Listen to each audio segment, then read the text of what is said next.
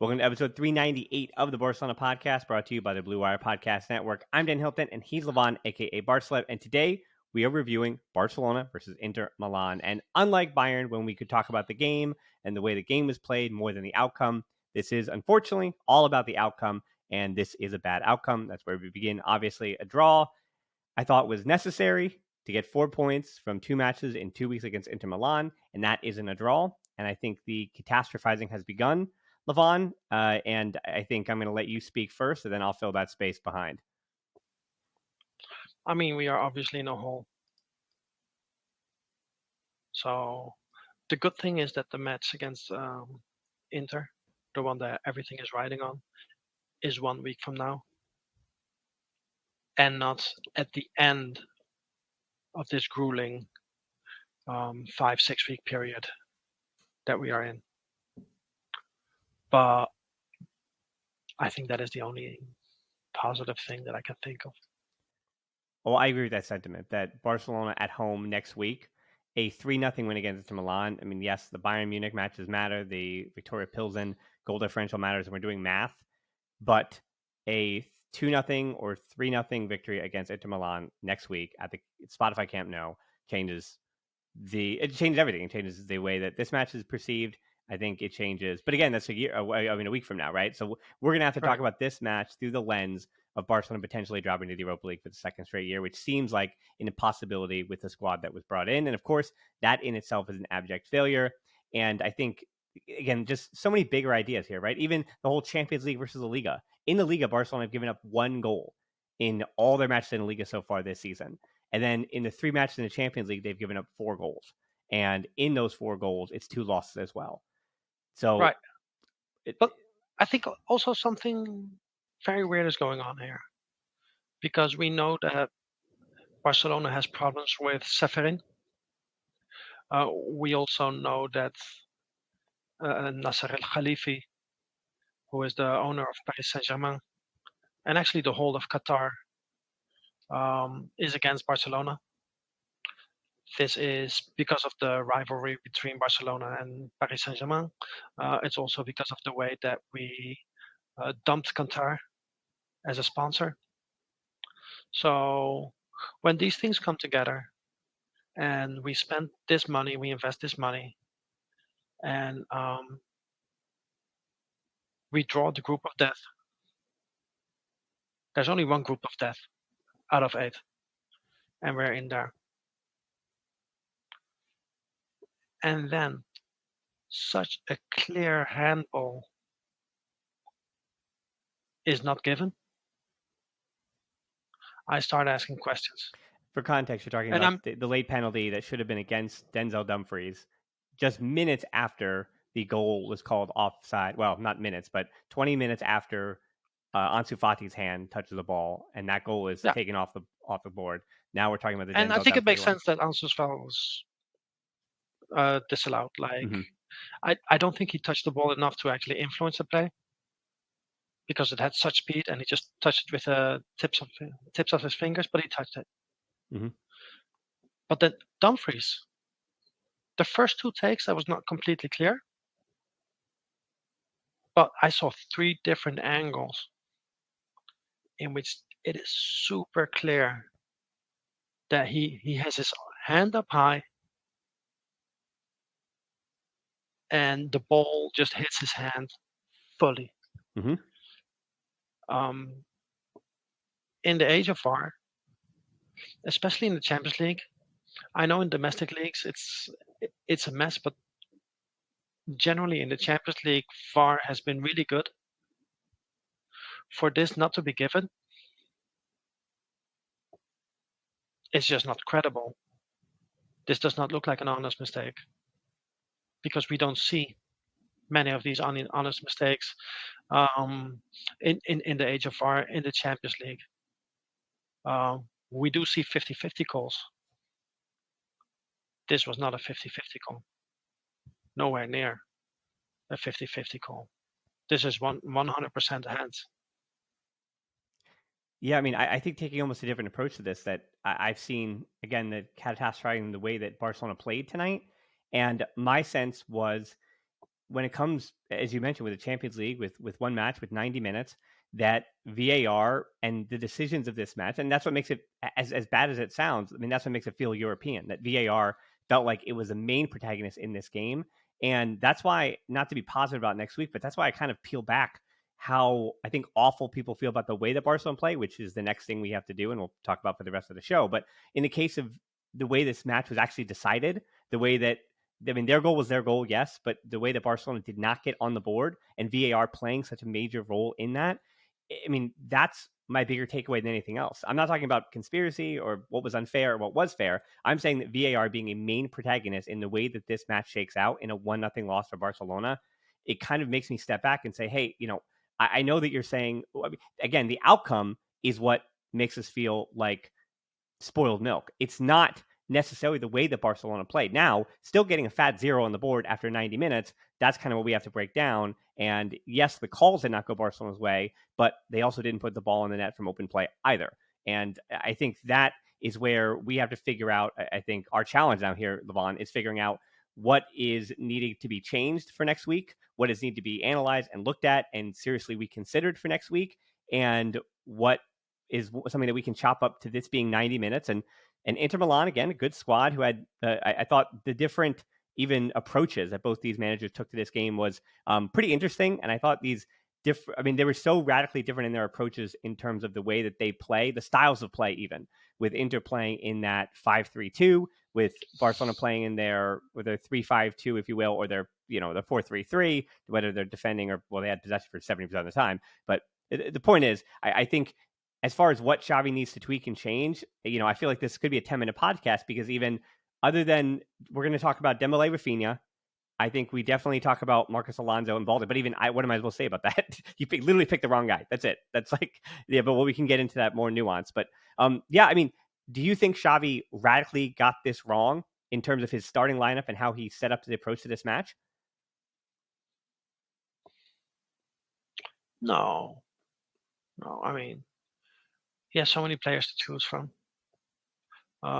So to say that, only one specific 11 set up in one specific way will win us the match. To say that playing Balde instead of Alonso is going to win us the match, I don't see it. I don't think Alonso was great, but I don't think he was that much worse than other players either. And it's not as if when Balde came on, it really changed anything. I know that one is like everybody's favorite player right now, and the other one is a player that people love to hate. But if you look at those performances and you imagine them as players without, you imagine just the stick figures, then you're not going to tell me that one played significantly better than the other. What I think was an issue, and this is an issue that we have touched upon in previous podcasts also when we talked about the team, is there's this huge empty space in the middle of the pitch, especially when we are attacking. It's like the center of the pitch is vacated. So Pedri and Gavi, they're off to a side, and we hardly create anything from the middle. Mm-hmm. So we just play the ball wide to Dembele, and then people tell me that Dembele had a poor match. Okay, unfair again. Or fair, I mean, he did not shine. But most of the times when you give Dembele the ball, there's two players in front of him, and there's nobody he can really pass the ball to. Like, the only passing lane he has is back to Sergio Roberto. Even Lewandowski never went for the first post.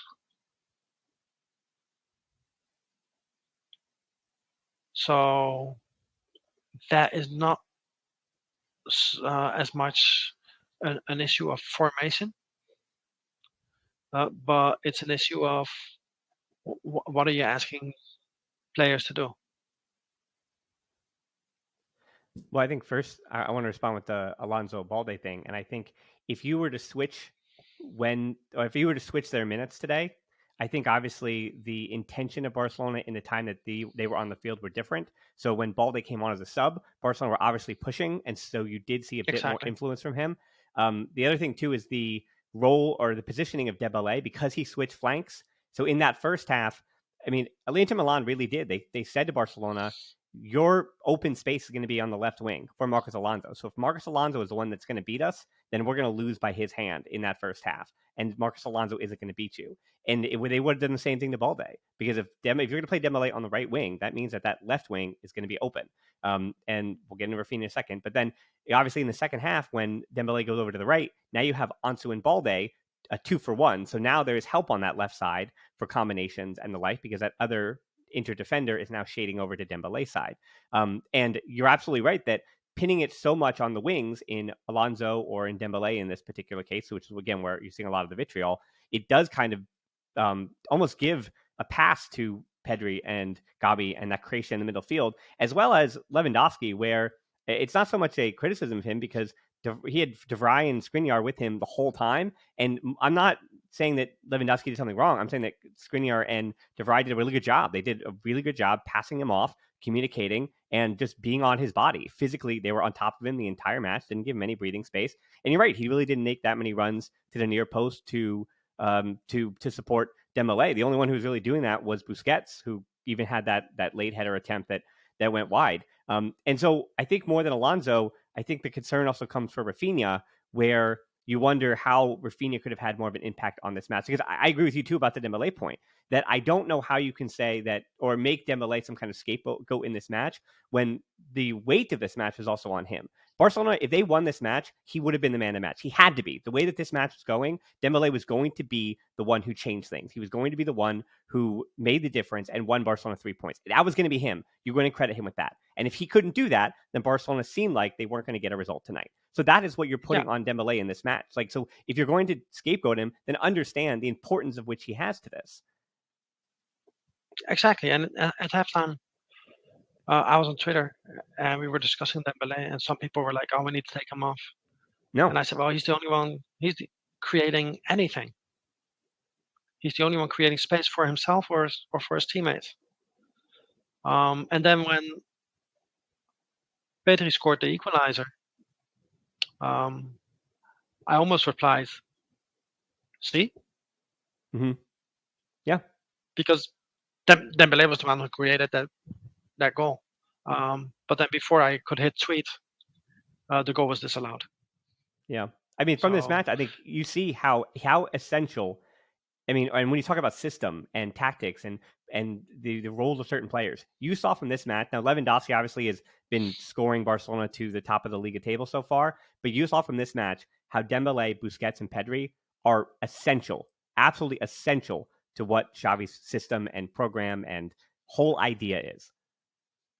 And I don't think Busquets was particularly good. I don't think he has been great this whole season. I thought he was much better in the last 25 minutes. I thought he was really good in the last 25 minutes, but I agree with you for the first 60 minutes, not really influential. But I think everything was running through him then late on when Barcelona were pressing. I also think that I don't mind Rafinha starting on the left because Dembele is better on the right. But I think it would be good that if Rafinha plays poorly on the left, that they switch. Mm-hmm. So I think that was a problem during 60 minutes of the match.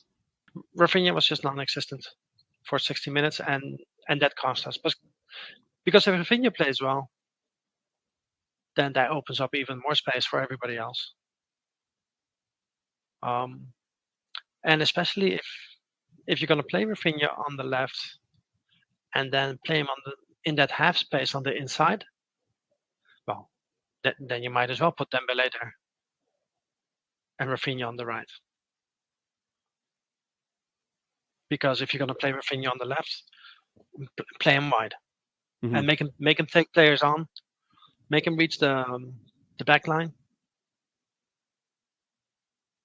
On the inside, he just loses his advantage, because that's a position in which you need to be able to shoot with your right foot instead of your left. Yeah, that's a position you need Ferran Torres in. For being Ansu. honest, or Ansu, right? Yeah. As we saw in that Or second Ansu. half, as when Yeah. Ansu came on. I mean, you saw the difference when. I mean, there was two different times when Ansu created something and was able to get that turn off because he's more comfortable on his left, obviously. Yeah, but it's very difficult to judge the last 25 minutes, because Inter, like before, they were playing with they were defending with nine and a half men. Yeah. And then the last 20 minutes, they just defended with 10. So is that what made us look better? Yeah, I mean, I do also think, think- I do think that Barcelona were clearly, it was much more direct, and I think you actually said something on Twitter about this in the beginning of the match, that Barcelona's press, I thought for the first 10 to 15 minutes, I agreed with you, was pretty good, looked organized, and was kind of cutting out that space, and you felt like Barcelona could, on one of those counterattacks on that press, make something happen. But you're right, like, I was trying to figure out in about the 28th minute or so, what adjustment did Inzaghi make that changed things, and other than I feel like he dropped Correa in a little bit deeper, and I think that extra man support, like right in front of Barea, kind of helped him a little bit. But I couldn't really figure out what Inzaghi did to kind of neutralize a bit of the press. Other than, I mean, did Xavi on the other side kind of say to the Hounds of War, "Hey, we're giving up a bit too much space in behind"?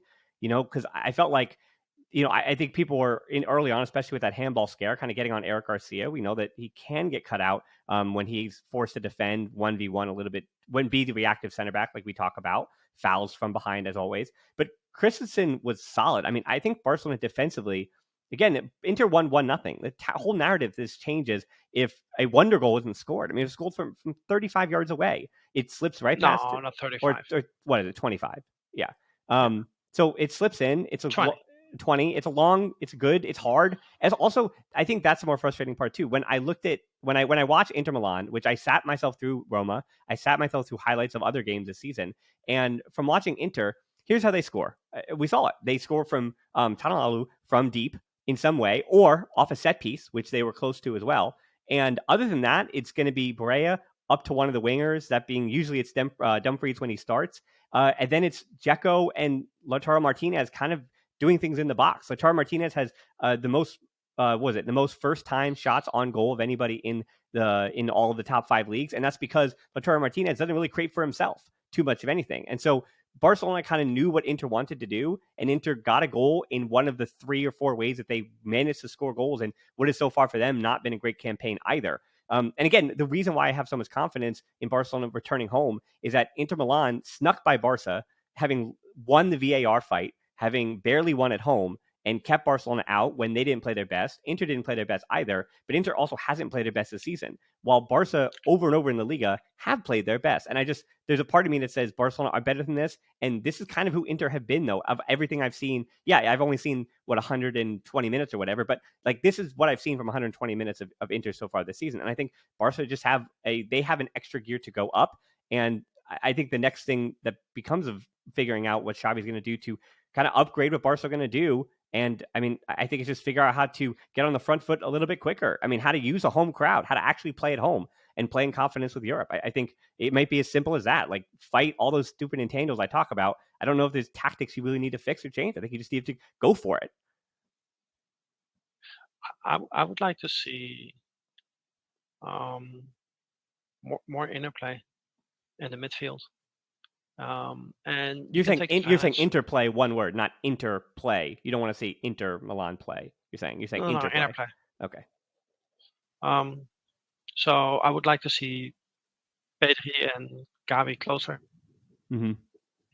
I would like to say, and I think both Ansu and Rafinha are capable of this. So if you're going to play Rafinha on the left, or Ansu, or even Ferran, I can see scenarios where you overload the left side of the pitch and then switch play to Dembele. so that Dembele and Lewandowski can wreak havoc on the other flank. I think we should use our midfielders more. This has been something that has been in my mind the whole season so far.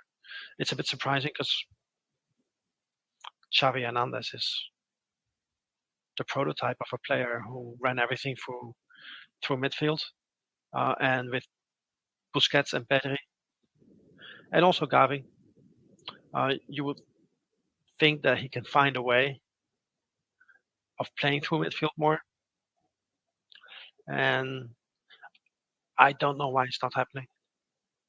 And it could be that I'm not seeing things properly. That's also very possible because Xavi Hernandez knows a lot more about football than I do, and so do Pedri and Gavi and everybody on that pitch, and Inzaghi, and Lukaku with his first touch of lead. So, is Lukaku back next week, by the way? He could be. Brozovic is not. That I'm certain of. Okay. And apparently Lautaro Martinez wasn't 100% either today. But when you do bring the Lukaku Garcia matchup is not something that I'm looking forward to. I would agree with that. And you could see PK start for that reason. I think well done by Xavi to kind of anticipate that Dzeko was supposed to be the starter. And so good job by Xavi to anticipate that Dzeko wasn't going to start. So PK doesn't start. And then, again, it's unfortunate. Hopefully Christensen, we're recording this without having knowledge of Christensen's situation, but it just looks like a bloodied ankle at this point. But that's a good point too about the I'd like to see, and again, we're recording this in time I haven't even checked, the Gavi to Lewandowski, just number of completed passes, because you're right. Like, it seems like Pedri and Lewandowski are starting to begin to have a bit of a partnership. I'm not sure, is that because, does Lewandowski like to turn off that shoulder that takes him into the direction or where the through ball is coming, and kind of like, as he kind of wants it to roll across his body, moving to what would be over his right shoulder? Is it that Lewandowski wants to do that more? I know that he can do both. he's pretty multifaceted in that way.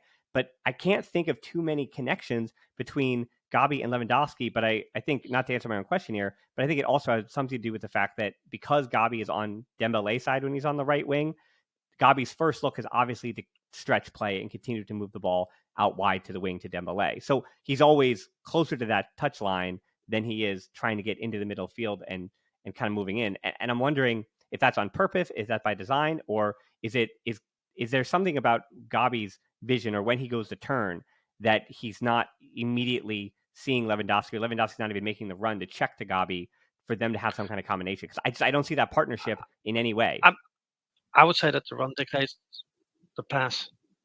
And I did not see many passing lanes to Lewandowski today. Yeah. Neither from Gavi nor Pedri. Or from anybody else for that matter. Right. He touched the ball less than 15 times? Yeah. Yeah, and Sergio Roberto had over 100 touches today. It just tells you the way the match went. That tells you how the match was dictated. Roberto obviously picked up a lot of late touches as Barcelona were pressing too. And to go to the other side too with Roberto, where I don't think there was anything that Roberto necessarily particularly did wrong today. I don't think there's any way to scapegoat him. And the only questions you wind up asking is, as you say, as you go through player by player, you say, oh, this is the player that people stand for, people love, that you have all the parody accounts of, not parody, but you have all like the fan accounts of, and then these are the players that people don't like. And in the case of Roberto, I go, if that was Araujo in that same circumstance, playing right back in this kind of match, right? Or even if it was Koundé, and he had the exact same match and played the exact same passes, what would we be saying about Koundé's performance? I would have said it would have been solid. I would have said it would have been just fine. But because none of those passes wound up being anything advantageous for Barcelona, I think in the same way that Araujo or Koundé, and that's a problem that Barcelona have, Araujo Koundé would have been the same thing. They wouldn't have overlapped with Dembele either. Like, they wouldn't have opened up space or gone wide or allowed Dembele to cut in or had that like, none of those three players have that ball back to the penalty spot or back to the top of the 18. No, but none of the three of them really have that look. And that's not. And if that's it had been Araujo, then people would say that they had a poor match, because we know of Araujo's problems on the ball. So it becomes easy to say that when he is on the ball and nothing gets created, then we blame him. Yeah. If it's Koundé, people like Koundé, so they'll say he had a good match. Yeah. Sergio Roberto, I don't think he had a poor match, but he did not really do anything that really helped us either. Well, that's the key, right? Like that's the whole thing about the argument about Barcelona in Europe, that Roberto is not a player. Like we know he's a player that we can trust to a point, but he's not a player that when Barcelona don't have ideas is going to have the idea that you need. And that's what happens that when Barcelona has 50 Unless you're crosses, 5-1 behind. unless you're 5-1, right? And that was now 5. We're getting old. It's 5-6 years ago. So Roberto, you're right. Roberto is not the player. Like again, when you're throwing 50 crosses in, it's hard to believe that Roberto and Marcos Alonso. Talking to Chelsea fans, it's not even that I'm necessarily out on Alonso. It's that Chelsea fans kind of warned Barcelona fans coming in, like, here's what his level is. Like, this is the kind of player that he is. Like, he's not going to win you a match, but also there's a lot of times when he's not going to lose you a match. When your team is better, it's good to have Marcos Alonso on your side. But if your team needs an answer and your team is fighting and pushing, he's not going to be some kind of winner, some kind of savior for you. And I think that's the big difference between a player like Roberto and the player that Barcelona think they want. But in the same regard, like, I don't know what, not even on Xavi's bench, but like, who does Barcelona even bring in to be that difference maker, to be that person that changes things? I think if Barcelona put the ball in the back of the net, like if that Pedri goal wasn't called out or Barcelona get a penalty and it's 1-1, like none of these conversations we're having. And I know it seems counterintuitive, but it's like, I felt like other matches that Barcelona in the Liga have won, whether it's 2-1 or 4-1 or whatever the score is, like the score doesn't matter. We talk about Barcelona, how they played well or not. And I think this whole number, the big number, 1-0, dictates literally everything we're talking about. I know I'm sounding like a broken record here about that, but it's true. Like all the narratives are written by the score in a way that they aren't for the rest of the season because we judge Barca on how they play otherwise. Okay. So here's a question. All that space that Marco Alonso had in the first half. Because in the first half, he was played the ball a lot of times where you cannot really blame him for nothing happening. But still, he was played the ball in a lot of advantageous positions or advantageous positions. Yeah, I mean, he overcooked. There was 3 crosses in particular that I think he should be criticized for. He's overcooked 3 straight passes that were like, come on. Hold on. What if that had been Jordi Alba? I mean, I think Jordi Alba He might have done better. That's where you're going? I'm glad we're going in the same direction. Yes, I agree with you. There was one in particular that he had way too much time and space that it was like the 15th minute, totally overcooked it. And the minute he hit that, I had the same idea. I went, Jordi Alba's cross is better because that cross was really, really bad. But Jordi Alba's cross is better. You're right. And I don't think in this match there were too many times, because Darmian isn't really a offensive threat. There were so many times in this match where I went, yeah, I don't think Marcos Alonso's defensive abilities being an upgrade to Alba was the difference in this match in any way. Like there was that one header he had away that was helpful on a cross, but I mean, Alba might have had that as well. Or I think it was Eric Garcia right behind him to clean that up at that moment. So yeah, I mean, I think that there is this world where Alba was more influential in this match. And these are these decisions. Like, again, I just don't think, I also felt like with those crosses, this is not a disservice to Alonso, but like he hadn't really played for Barcelona much at all. Like that was what I was thinking too when I was watching him and Rafinha kind of work together on that left wing. They've never worked together before, and you're telling them in the most important game of the season. I mean, Bayern be damned. Like this was the most important match of the season, and you have 2 players that have never played on the same side together, trying to figure it out against an Inter team that's pretty well constructed by, again, Inzaghi's been playing the same way now for 2 years. He's brought in some of his guys, even from his Lazio days. And so he has a system and he has his defensive fortitude set. So I think I was just a bit concerned about the chemistry just not being there. And he did not look totally sharp to me. Again, and I think there's a difference between bad and not sharp. To me, he didn't look bad. He looked not sharp. Well, the person who did not look sharp there was Rafinha. Correct. Oh, well, yeah, I mean, that was where I actually lead a little more towards bad than not sharp, because I think there was just something systemically bad about where he was set up and how the approach to Rafinha in that match was.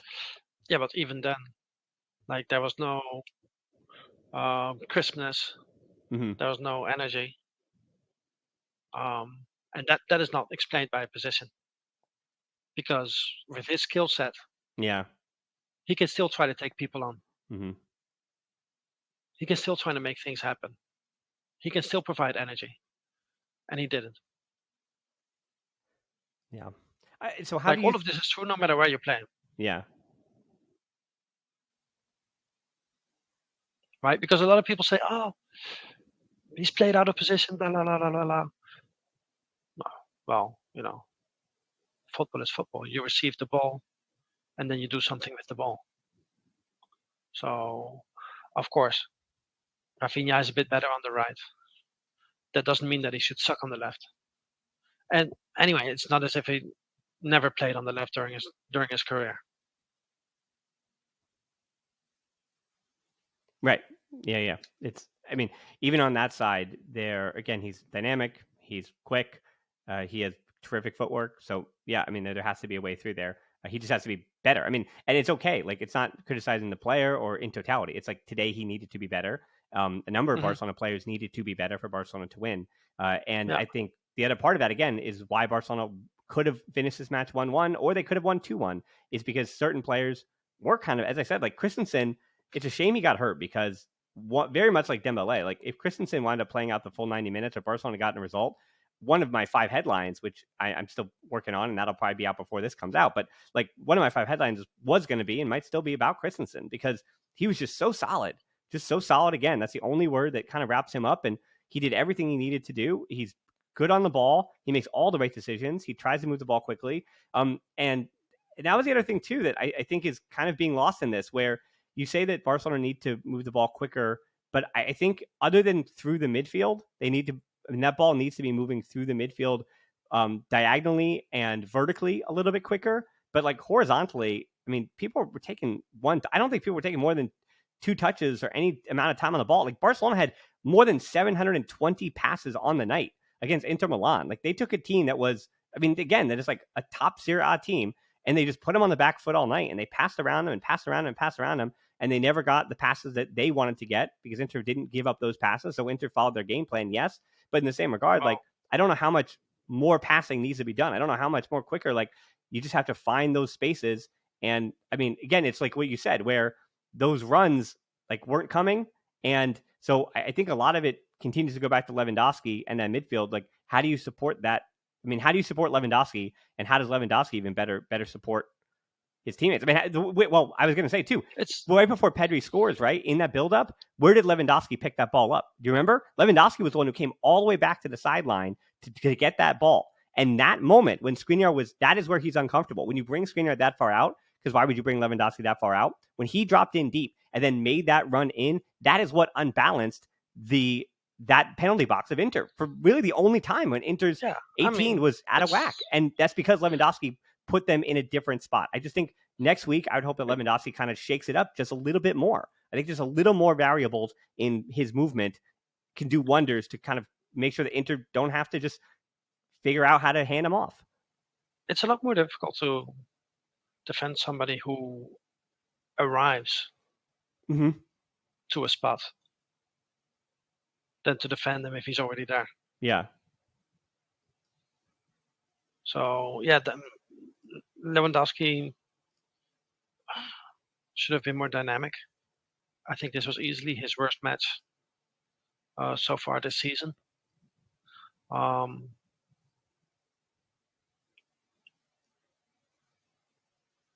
the same time, it's not all on him, and I would like to see that space right behind Lewandowski filled more often, because that also, like, I think that is a space where you need somebody either to threaten the shot or to threaten like flick-ons, quick combos, quick through balls. But it seems that by design, from a set offense, we don't fill that space soon enough.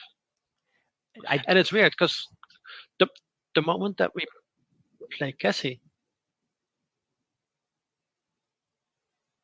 he plays more central. Yeah.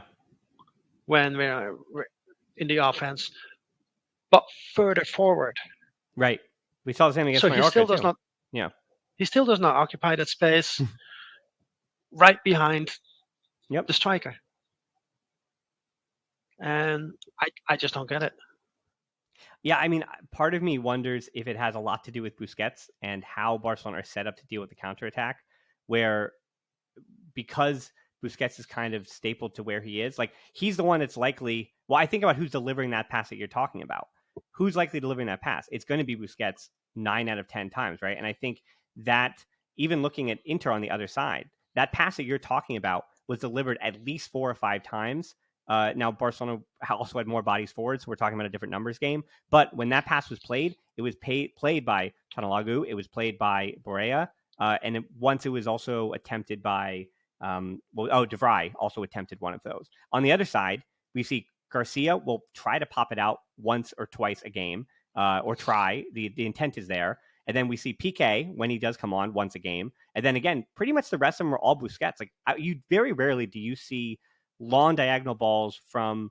Well, I mean, you'll see it'll be to one of the outside backs, but you very rarely do you see Pedri drop in and then like he's going to drive forward with the ball, right? He's going to go. I mean, when you're that good at dribbling and that good at being so press resistant, I mean, Pedri is playing to his skill set when he's dribbling forward like that and getting on the front foot. But we really never see Gabi dropping to any kind of position and then trying to play some kind of ball in behind. And I think you're right. Like Barcelona are a bit limited in their ideas, especially vertically. You know, it really is a diagonal game to get it to the wings and then come back inside because when you have an elite finisher like Lewandowski, you'd think that in a game that you get off 50 crosses and you have Robert Lewandowski, that's again another broken record. That's another frustrating part. It's like 50 crosses, Robert Lewandowski's in your team. How did you lose that game? You had 50 crosses? There were 50 crosses. Barcelona completed 11 of 50, 22%. Yeah, not great. That's what I'm saying. Not great. Yeah, but here also that's what I'm saying. If you want to take advantage of that, create overloads before you switch play. Yeah. And Xavi did that with Dembele last season. You know, it's not as if I'm some kind of genius, or even that Xavi is a genius because he's not the first one to think of this. Mm-hmm. But yeah, we pass the ball a lot, but most of it is from defenders to Busquets, or the Busquets back to the defender. Then we go to the fullback, and then we go to the wing. Yep. And then Dembele has to beat two people. Mm-hmm. Or they recycle, or it just goes to the other side. Or they recycle. Do the same progression. Yep. Yeah, but then when Dembele passes the ball back to Sergio Roberto, that's when you want somebody in that half space where Sergio Roberto can play the ball to. Yeah. It was interesting, though. In the first half, Gabi did make 2 or 3 of the runs, but the ball was never played. He makes the runs behind the defensive line towards the back line from that space. True. But those balls didn't come off.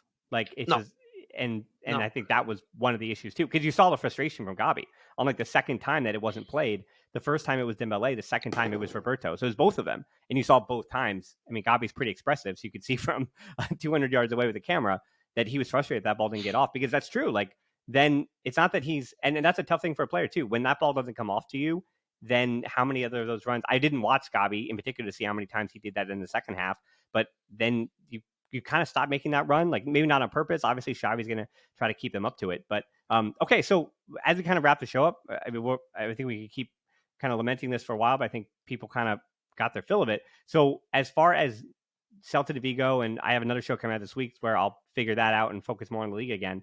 But just kind of looking ahead real quick to Inter next week. I mean, we kind of talked about the approach, but do you basically keep a similar approach and just go for it at home? Or is there something like radically that, I mean, you kind of said the midfield that needs to be adjusted, but I mean, just give me your final thoughts of this. Yeah. Looking ahead to next week. Yeah, you might want to start Balde. I would do the same. For the energy. Or Alba. For that matter, but I would go with Balde. You might want to start Rafinha on the right. It's really a shame that Ferran Torres is going through his confidence crisis, and that Ansu is not really where we want him to be either. because you would think that either one would contribute a whole lot to this game. It's very difficult to say. Let's see also what happens on the weekend, how people play. I think Kessie might be a good player for this game. Mm-hmm. Just because Lewandowski needs help there. And with Kessie, you might create a bit more concern for the people covering Lewandowski, but honestly, I'm grasping at straws. Based on this match, I would play either Jordi Alba or Balde. And if Lukaku is fit, then even though I thought Eric Garcia played well today, I would play PK and Christensen if he can play. Yeah. And you know that I'm a huge Eric Garcia fan. But Eric Garcia is the size of Lukaku's big toe. Yeah, I agree. It's a matchup. It's a matchup issue for him, and that's okay. Like, players are limited by their matchups too, and it's like we can't overstate where every defender.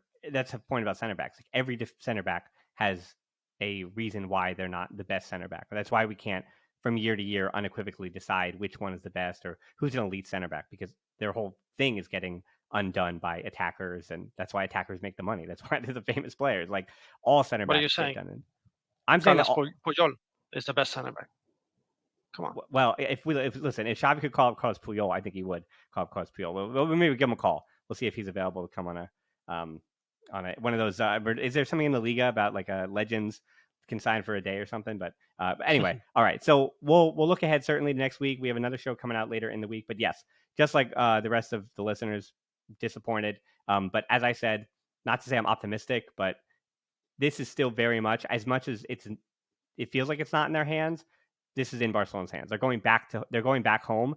And I want to remind you too, even in the best years when they were constantly making those quarterfinals and things, there were nervy years, there were nervy moments, but Barcelona at home almost always took care of business, and that was a difference. So 1-0. There weren't any nervy group stages. Never? No. Maybe I was nervous because I was younger then. I don't know, but maybe I'm burnt out now from being nervous in Europe. So I don't know. I'm less nervous, I think, than most, just because I think the ball is very much in Barcelona's hands at home, and they can go out and they smack Inter Milan around 3-0. Then they advance in the Champions League, and that's it. So all right, follow Levon on Twitter as always, and we will talk to you again soon. So have a good one. Bye. Take care, bro.